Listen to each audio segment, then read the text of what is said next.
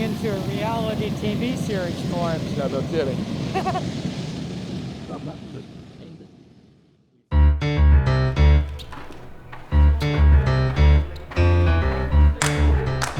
Okay. Joe. So this is like, the basic concept. I love doing big things. And this is an exciting project because there's so much spirit and enthusiasm here for this. I mean, this week has been such a blessing to be here and just get all the input from everybody. He's got a huge head. I'm imagining the head. I know. Lots to be proud of. And all the curiosity and enthusiasm, students come up again and again to watch the progress on this. So it's been a lot of fun, and it makes it really rewarding for me. I'd much rather do something like this than just have to create something back in my own studio and be sending pictures of things back and forth. This makes it special. Is he gazing straight out or back down this way? It can be either one, or we play stuff like that. To do the artwork itself, I use a modeling clay that never sets up. In fact, I'm able to use it again and again on different projects. But it's all with the intent of creating this in bronze. And so the ultimate material that Joe Vandal will be is bronze. And so I do the work in clay, I make molds from that, and with those molds I do lost wax bronze casting, and I have my own foundry where I do all that work. I did 3 separate designs, drawings actually, that were put out for people to vote on. And so this is what was settled on, to have the eye very prominently and Joe interacting with the eye, and I like it. I went into this project knowing that there was going to be different than what I might initially design. I went into it knowing that it was going to have a life of its own, and so I didn't just get married and say, oh, it's got to be this way. This has been fun for collaborative work on it. My takeaway that I leave here from today is the fact that people, they've gone to school here, their parents have gone to school here, their grandparents have gone here, and sometimes their great-grandparents. And so I'm very strong on family myself and family traditions. And this is a family, and a very large family. And it's like Joe is a representation of all of that and more. And so, yeah, it's really cool to tie into that.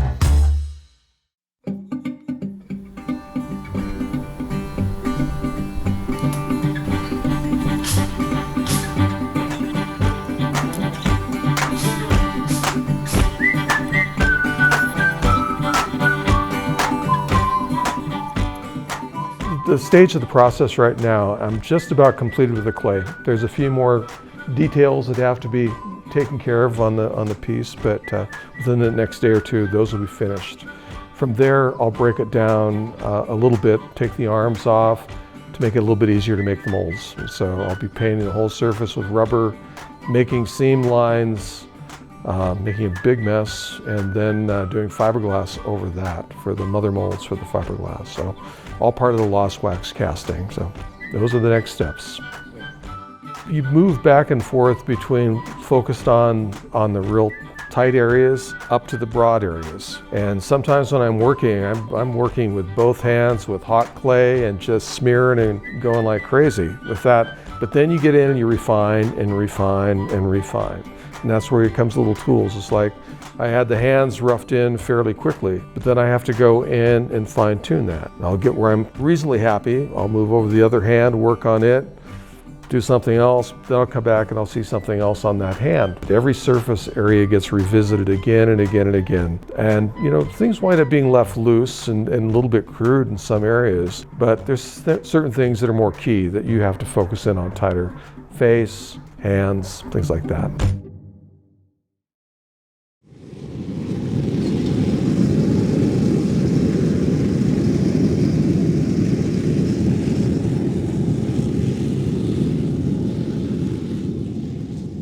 Okay, so today we're going to be pouring bronze. We have these shells that yesterday I melted all the wax out. We preheat these in the kiln out here And our bronze is melting in the furnace out here. We pour off at about 2,200 degrees. So yeah, we could do it about, every hour on the hour for our pours.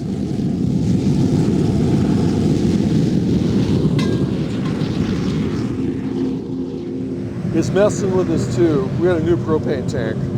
So You want to lift it then? You want to lift it? let's lift it out, just set it out, get this out of the way.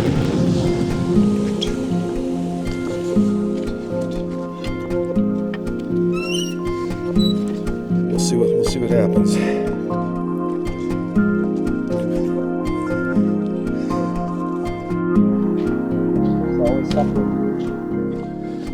We can't get the bottom of the crucible to heat up enough.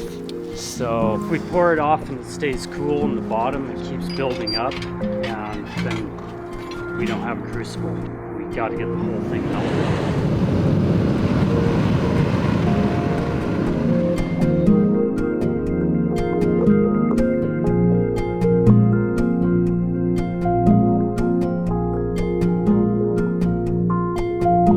Don't know.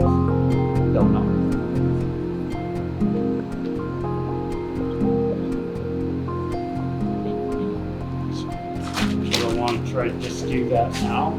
Just pull that hose. Let me shut off the gas. Let's open the valve and get the gas out of it into there.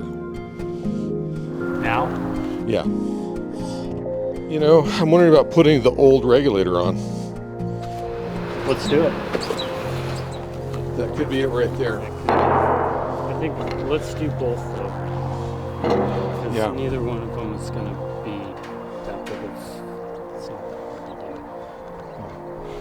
do. So it's either the hose is too long and it's not pushing it, but we're also looking at a different regulator on here. So the regulator might be constricting it as well. We're just going to change it and shorten the hose.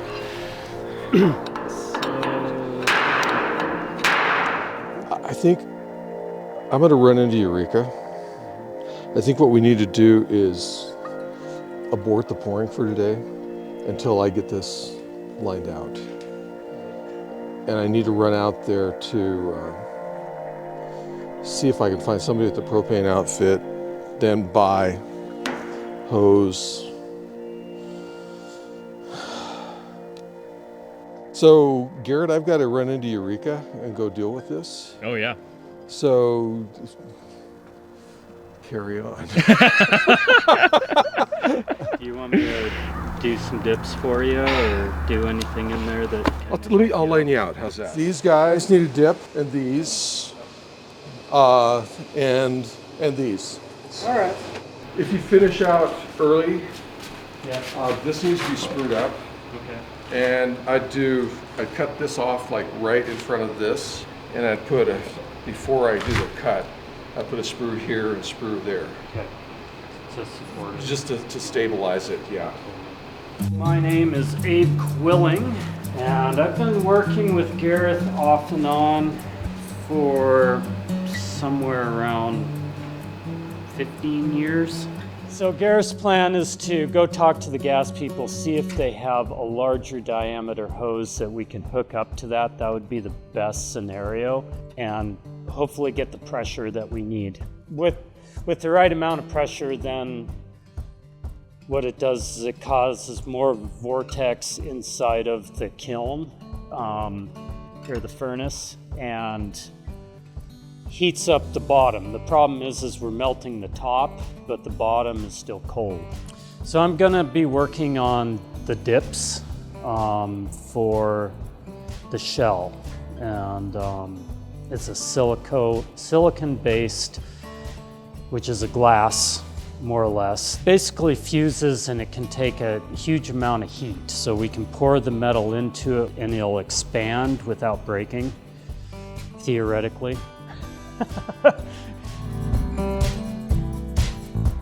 Then it busts off really easily, and you have the part of the sculpture. I mean, I don't know how many pieces that's going into this one, but it'll be I'm guessing around 60. We're going to be from 60 to 90 different pieces that will all have to be broken off and welded together. So it takes about 10 different dips of the silica building up. It builds up about a 5/8 layer of shell around the wax, and then the wax gets melted out, leaving a hollow inside where the bronze goes into. So it's the lost wax process is what it's called. So I talked to watch this before.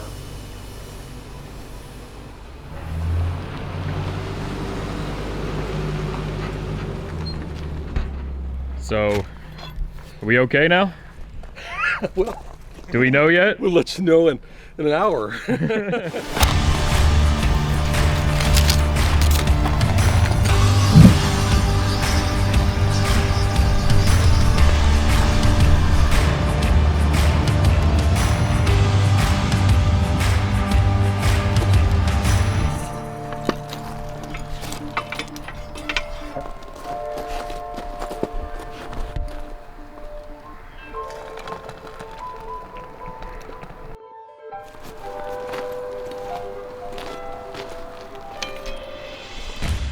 So you think clearing out what's left in the Yeah, this stuff along the side, Builds up after a while. that's gonna have to cool for quite a while before we can do that, so. Yeah. The blower sounds fine. Blower seems good. That's about the only other thing, other than Let's turn that on again. Yeah.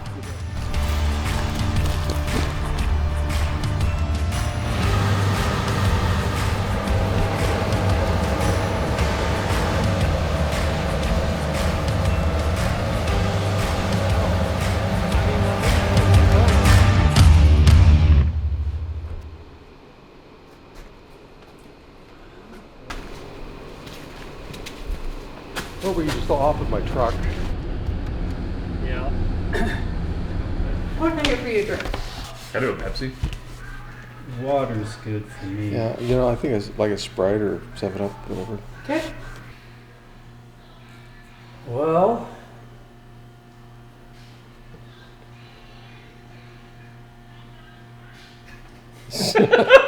I was hoping a deep thought would come, but it just hasn't come yet. Well, it's, you know, the frustration is, you know, it was a funkier setup that we had that was working. I know. Does it make you nervous to have the setback Yeah, for the time frame? Yeah. yeah. Ideally, you know, there'd be no obstruction. But over time, you know, you put stuff in and it sloshes over. Right. And so it's throwing metal, little, you know, splashes of metal, and also the dross, slag and dross on the top. It's throwing that out. Do you guys need anything else? No, this is good. perfect. Good, all right. Thank you. You're welcome.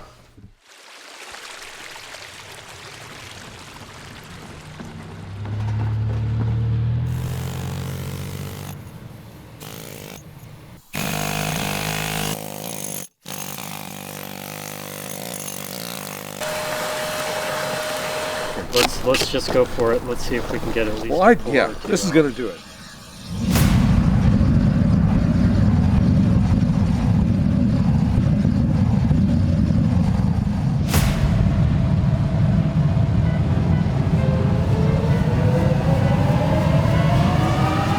We'll go after a shell this next time. 2 shells. We can still pour off a batch. Yeah. You know, Because, I mean, the metal that we poured has been hot. I would say let's try it. Let's go for it. I mean.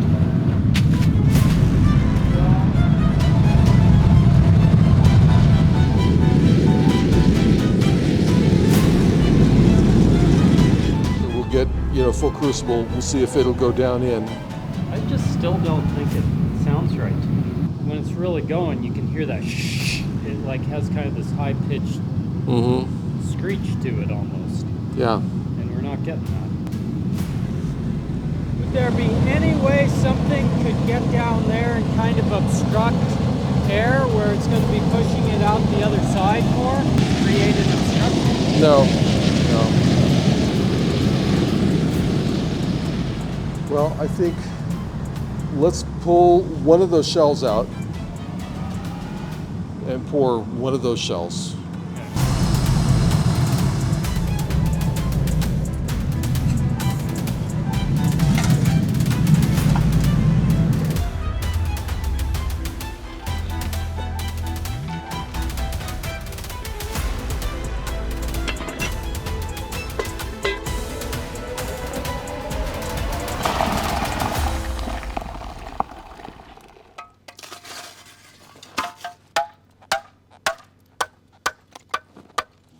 Yeah, it looks like it's going to be a pretty good casting.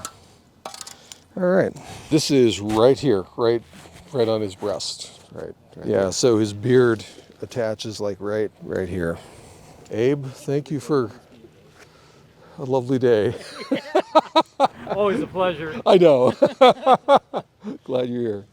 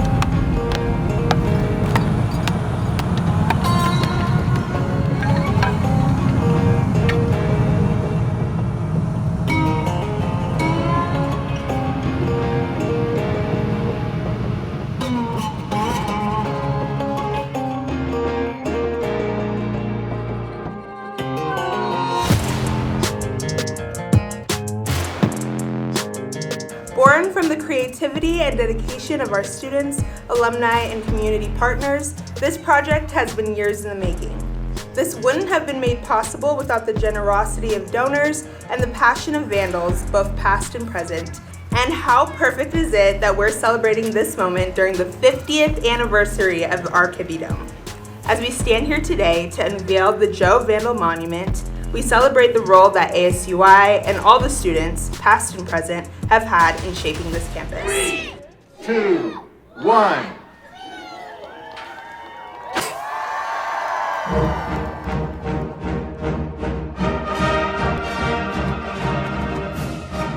You know, he looks really large in the studio. Outside, he's smaller. Well, unveilings are always a special time. And for me, it's the end of a story. You know, so I wind up having these memories of these different projects that I've done, but a lot of times the memories of the people that I work with. And some projects is more special than others, and this will always be one that is more special to me.